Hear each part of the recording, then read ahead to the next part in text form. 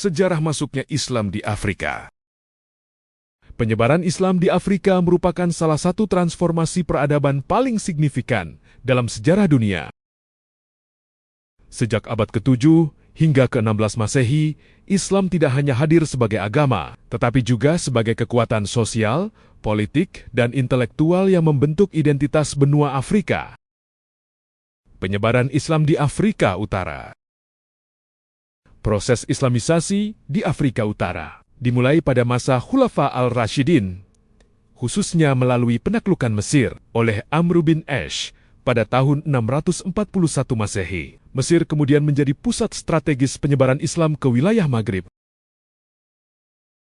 Pendirian Kairwang oleh Uqbah bin Nafi pada tahun 670 Masehi menjadi tonggak penting dalam penyebaran Islam di Afrika Utara. Kota ini berfungsi sebagai pusat militer dan dakwah kepada suku Berber.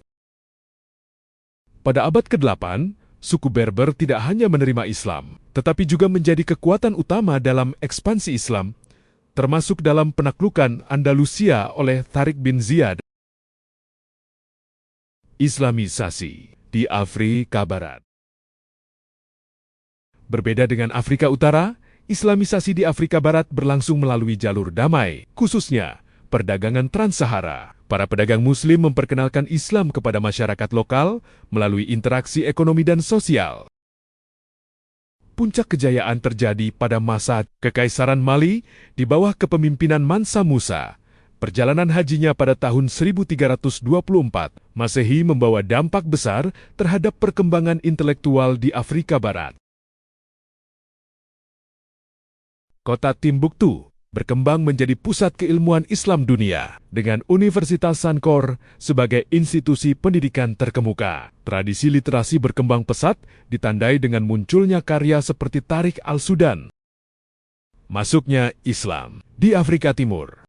Di Afrika Timur, Islam masuk melalui jalur maritim Samudra Hindia. Interaksi antara pedagang Arab, Persia, dan masyarakat lokal melahirkan peradaban Swahili. Kota-kota seperti Mogadishu dan Kilwa menjadi pusat perdagangan dan penyebaran Islam. Ibnu Battuta mencatat bahwa masyarakat di wilayah ini sangat taat menjalankan syariat Islam. Mazhab Syafi'i menjadi dominan di kawasan ini, berbeda dengan Afrika Barat yang didominasi mazhab Maliki. Dialektika syariat dan tradisi.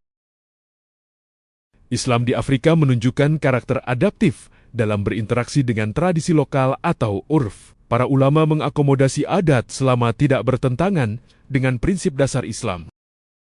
Namun, dinamika ini juga memunculkan fenomena sinkretisme yang kemudian melahirkan gerakan pemurnian pada periode berikutnya.